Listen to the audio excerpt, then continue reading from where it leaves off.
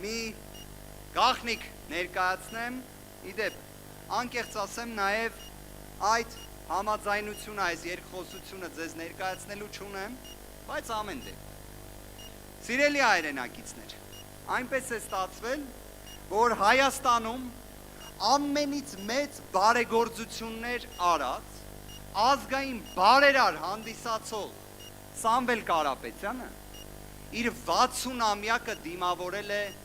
Երևան կենտրոն բանտում։ Օգոստոսի 18-ից մի քանի օր առաջ, երբ խայտառակ կերպով կալանքի երկարաձգման որոշում կայացվեց,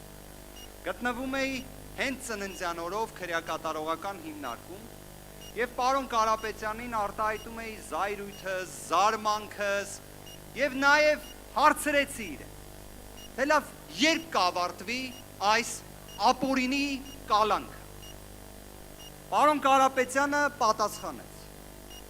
չգիտեմ երբ կալանքը կավարտվի, բայց որ Հայաստանը պետք է դարձնենք